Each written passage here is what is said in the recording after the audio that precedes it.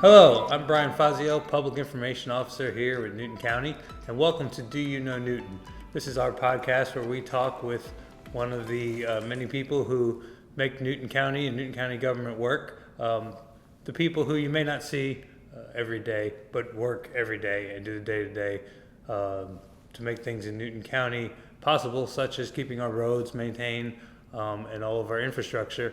And that's exactly what we're going to talk about today. I have with me Chris Malcolm.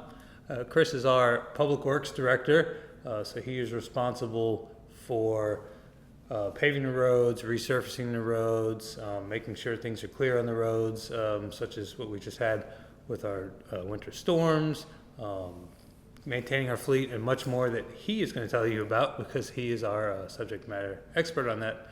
Chris, welcome to Do You Know Newton. Thank you for doing this for us. I know you have been really busy with our storms, really busy with paving the road and just keeping up the infrastructure. We'll start off. How long have you been with Newton County?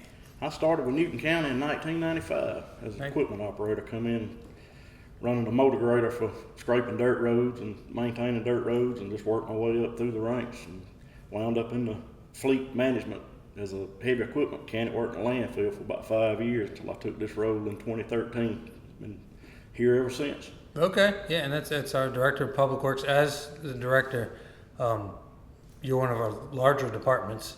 How many people work in that department? We've got about 55 full-time, altogether with seasonal and full-time, we're about 75 and we're full staff right now. 75. Covering 279 square miles. It sounds like a lot, but when you stretch them out over that size of area, it spreads them out quick. Yeah, 279 miles, and a lot of our, we're an older county, so a lot of our infrastructure, you're having to kind of revisit a lot. Constantly having to upgrade and replace. It's just a lot going on in Newton County. Is that 75? Because your department's also broken down, I don't know if you call them sub-departments or what you would call them. That's 9 divisions altogether, including fleet maintenance is one of our biggest ones, all the way from our dirt road construction crews, paving crews, mowing, litter, 9 altogether. It makes up the public works. So 75 on the 9 divisions. So the 75 is not just people. That's not 75 people paving. Oh no, it's spread out across all the divisions. I think there's 9 in fleet. There's, paving's the biggest. I think it's like 25 in paving because it takes so much. You have your flagging and the actual paving plus your trucks that have to haul in and out materials. So it takes a lot of moving parts for paving.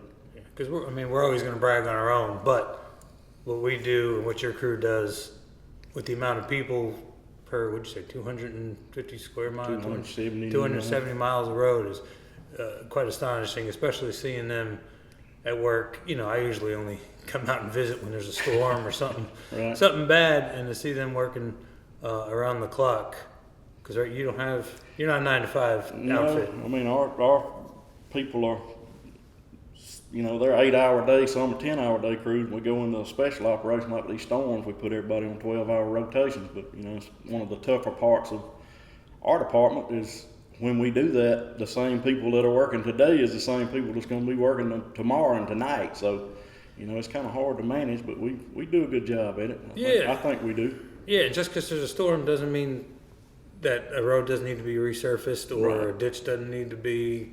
Right. Our day-to-day's got to go on just like it always did, on top of everything else. And since the winter storm's still fresh in everyone's mind, for those that don't know, and I know we tried to share it, you all started at like 3:30 in the morning getting ready. What did your crews do, and how did you handle that, and how do you prepare for something like that? Well, we prepare year-round, believe it or not. We have what we call blue sky day meetings when it's not snowing or we're not worried about a tornado, straight line winds coming through. We get out and practice. We have our areas set up where our crew stage. They know exactly where to go.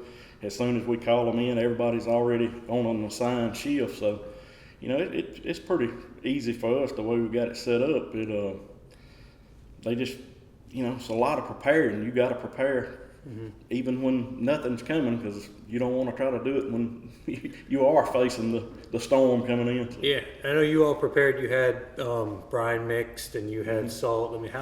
How much brine did we do the last We'll go to the last storm. If We you're enough time. probably, I mean, I don't know exact numbers, but I'd say somewhere around 8,000 gallons of brine. I think we did maybe 260 to 290 miles. We do the main roads that, you know, get you in and out Yeah. of the state routes, in and out of cities to the hospitals or whatever with brine, and then we go back and just handle case Yeah. by case. I know we saw on social media and so on that people said, you know, a lot of people said, yeah, I saw the truck go by my house. I saw the truck go by my house. Right. But again, small crews, apparently we're all over one of the largest counties in the state. Yeah, So, I think thank you when again. we do that, we set up, I believe it's 11 staging areas. It's pretty much in line with the way the fire departments are set up. So we got a 5-mile overlay, so we keep crews in each area, and that way when the call goes out, we've got somebody within just a few minutes away, and they sit there until it's clear. I mean, we made 3 to 4 days sometimes sitting in the same areas. And I know I said I wasn't going to ask any hard questions, but there's a lot of preparation that goes into it, a lot of hard work. I mean, I'm going to be honest, I don't know if I can handle being out in 110 degrees with asphalt and 10 degrees with salt. And then anybody can go on our website. We're always hiring and see the pay range. Why do your crews, why are they so motivated to do it? Why do you think your people are so willing to go out and do the work for people in Newton County? That's a good question. I mean, I guess they just love their job, love what they do. Most everybody that works for us lives here in the county and has forever, so I guess they feel vested in the county. But I don't know the answer to that. I mean, I'm fortunate to have them, I'll say that, because it's, you know, I'm sure that motivation is a problem in some areas, but in our department, motivation just comes naturally to those guys and gals. They're always way happier than I would be dealing with some of the things they deal with. And I know you're not going to say this, but I know part of it is because of your leadership. And like you said, you've been part of this community in Newton County for a long time. And there's a reason for that. So thank you. But how have you seen, I don't say Newton County change, but have you seen your department and the responsibilities grow over the last It's however evolved over the years. Like I said, when I started in '95, I came in as a motor grader operator, and most of what Newton County was then was dirt roads. Really? And we've got that down now to where I think we're somewhere probably 70, 80 miles of dirt roads left. Everything else is paved. So, you know, that shifted away from that type of maintenance to what we do now. And you know, 2019, whenever COVID became a big thing, that changed a lot. Just like with the inmate programs that we used to get from the state and the county, you know, they couldn't get out and do anything, so we had to up our workforce to start taking care of right-of-way litter and things like that. But I mean, the biggest thing is just the population's increased so much, and we've had to add. I think when I started in the county, we had 66,000 people. We had about 35 employees, Really? covering everything. So, you know, we've grown a lot, and we still got a lot to go. I mean, we're pretty lean as far as the workforce, but you know, we're getting there. It's a process. Well, and of those 250 miles, is that county roads or is that roadway period? Because I know that's some of the things I hear from the community, like, hey, why can't you pave, I mean, nobody says this, but we'll just exaggerate. No, why can't you pave I-20 or why can't you pave, 278 and that sort of thing? Well, it's about 800 miles total is what we maintain. It's, 274 at 9 square miles. It's about 800 paved miles, but a lot of those roads are city. You got Mansfield, Oxford, Newbern, City of Covington. And then you got your GDOT roads, which is, Highway 36, 81, your big roads going in and out of county. We don't maintain those. We maintain, county roads and subdivisions like 213, County Road, the bypass road, Henderson Mill. So some of the bigger roads, and people say, well, why can't the county pave it? We wish we could, but it's out of our jurisdiction. Right. So that's why we have to wait sometimes. Right. Okay. And when we do handle emergency response on even county and city roads, we got, a mutual aid agreement with every municipality in the county that, if something bad happens, they call us. We're right there. But as far as routine maintenance, we don't go inside their jurisdictions and do anything. Yeah, and like you said, the roads used to be dirt roads. Majority of those now are paved roads, so that's something you have to handle. Yep.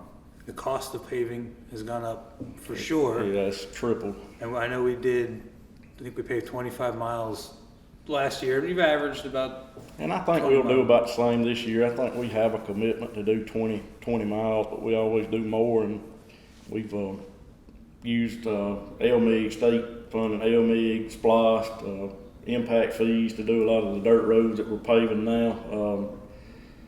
I think we've got still some general fund money. So I mean, we've got a lot of paving projects in mind. But you know, the counties, it's a big county. And we would never get to every one of them in a year, but we're working them down, and hopefully we get them to where everything's in good shape and we start a rotation again. Well, asphalt's expensive. You don't use pickup trucks. You use big. No, Your equipment is expensive, and that's what a lot of the splost, you know, when the splost do pass, or if they do pass, a lot of that money is used for heavy equipment that you typically use. I mean, you know, typical paving equipment. You know, if you run it hard, you're only going to get 5 to 7 years out of it, and then it's going to be time to replace again. And that's where a lot of that splice comes in, is we use that to purchase the equipment. But I mean, it's the paving is an expensive game. Well, I mean, no matter what you do. Fueling a car is expensive. Yep. Fueling a giant motor grader or something, probably. Some of these machines, you know, burn 150, 200 gallons a day, so it's a very expensive process. And you also, I know we mentioned fleet maintenance is also under your purview. Do you work on some of this heavy equipment? We work on all of it. We've got about 500 pieces of equipment and vehicles that we maintain, and you know, part of what we do there also is the fleet replacement. And we're in charge of not only maintaining but purchasing all the vehicles and trying to keep them. We, you know, try to keep them before they get to a point that they're too old to get anything out of. We try to rotate them out, and we've got a new program in place that we just started. As a matter of fact, we're in the process now trying to rotate out some fire engines and, you know, get those up to date, get some newer stuff in here for our firefighters. Yeah, because after a while, I assume the maintenance on 20-year-old trucks or whatever. It does. It gets to a point. I always tell them in fleet, you're either making payments or paying repairs. It's one of the two. So I mean, you have to weigh that downtime. Is it worth the downtime to run this older stuff versus going ahead and trying to get it out of here? Now, 500 pieces of equipment. How many? I don't know if this is the right word, but how many mechanics do we have? I believe there's 9 in the shop, but they, you know, if anything from a car mechanic down to a what we call EVT mechanic for emergency vehicles. Okay. I think it's 9 total when we're full staff. Yeah, so you do, you know, oil changes on county vehicles, but I've come in a lot and seen fire trucks with, you know, their hood. I don't know what it's called, but the hood up and working on all kinds of things. And also, I think 2018, 2019 maybe, we added trash pickup, and that fell under your department. Right. So you have people picking up trash, and again, big county, 250 miles of road. I forget how many square miles are in a county, but it was big. So you cover that whole county. I think last year it was over 4,000 bags of trash. A lot of trash. It was a lot, and you know, over 42 tons. So that's a lot.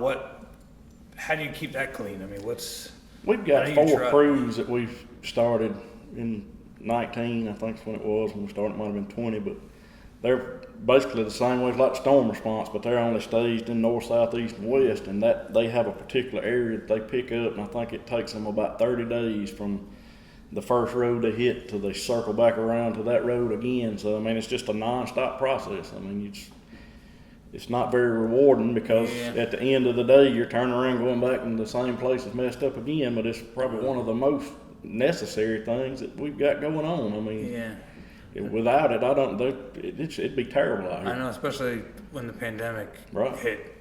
I guess people didn't want to get contaminated by touching a trash can.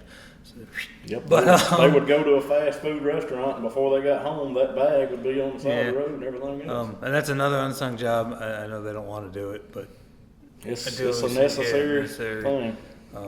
Because there's it's quality of life, but it's a public safety thing as well.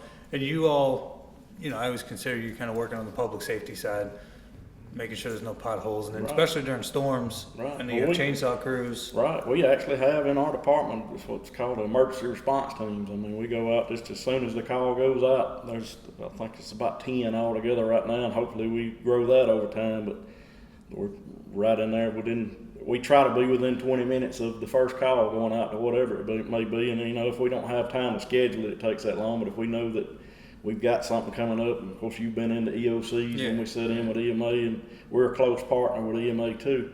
And like I said, these response teams go out, whether it be a tornado, flood, whatever. And, they do have basic life support training in case they're the first ones that get to a situation, because a lot of times, as you've seen, I think in the storms that hit in the south end of the county, you can have 1 million responders go down there, but if everything's blocked, they can't get anywhere. So we were within 15 minutes of that call going out and started working right away, and everybody works together. So well, if power lines go down, they can't get in there.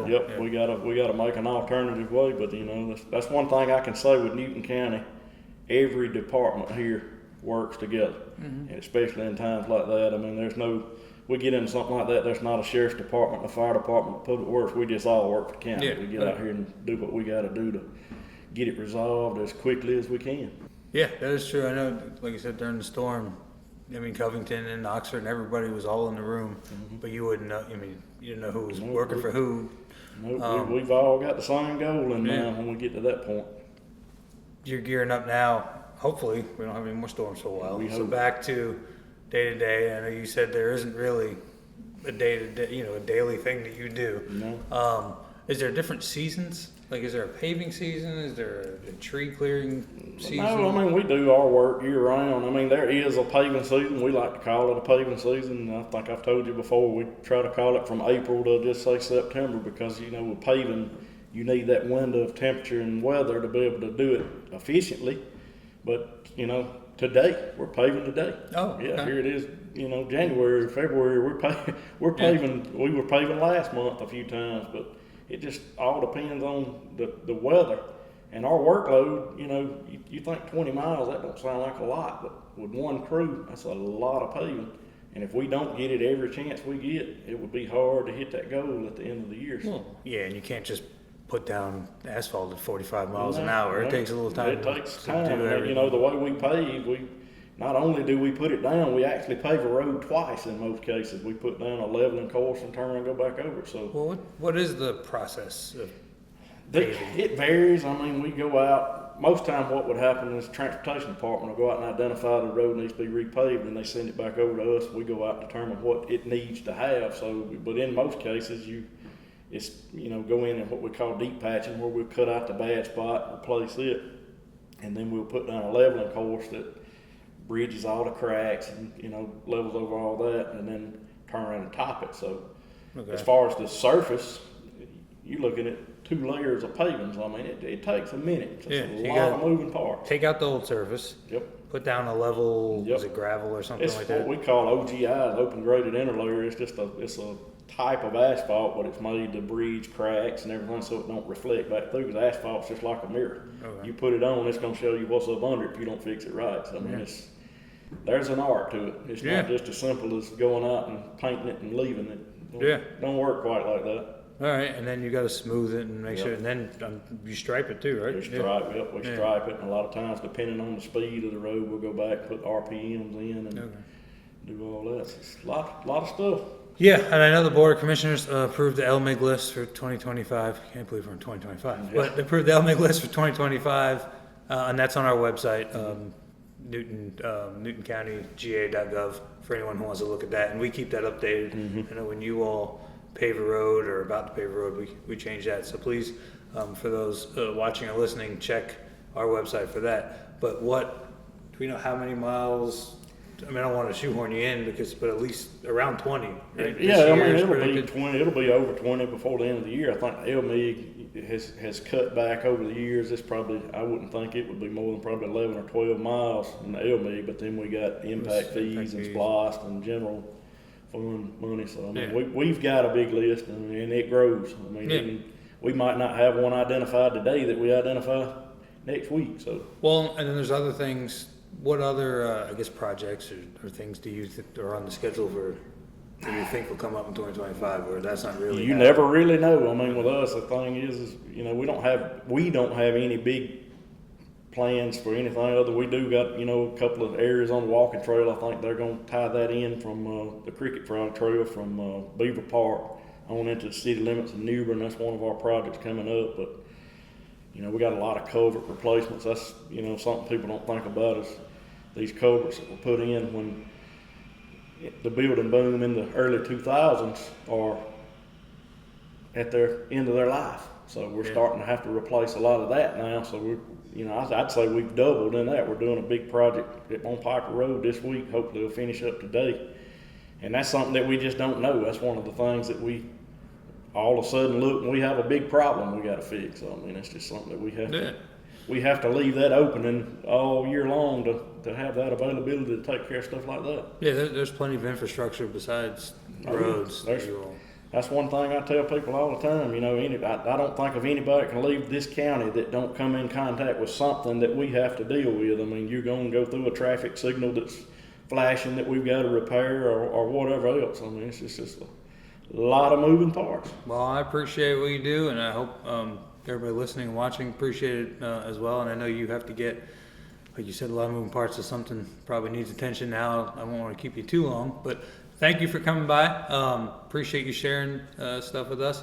Anything else that you want to touch on? Like I said, everything is good. If we just let everybody know to keep going to Notify Newton, that's the easiest way to get the message across to us. If you see something that needs to be addressed, you get it to that, they get it to us, and we try to be right on top of it. Yeah, and that's an app we have for iPhone, Android. You can access it on the website as well. We talked to the Board of Commissioners about that the other night, how people simply just take a picture. Yep. If the geolocation's on their phone, tells you exactly where it is. It pins it on the map, and then you all get it. We went the other day down to Public Works, and as soon as you get it, a work order is put in. Yep. And then that work order is taken care of, depending on it goes out to the crews, and we try to get on it. Some work orders are bigger than others, and it takes a little planning to get them done. But if it's just simple as a pothole or a washout somewhere, we try to get on that right away. Yeah, so people can stick with that. Notify Newton, again, you can check on our paving list and so on and so forth on our website as well. So encourage people to go check on those two things as Chris gets back and checks on all the many roadways in Newton County. I appreciate you coming by, and thank you. And all right. Thank you. Stay safe out there. All right.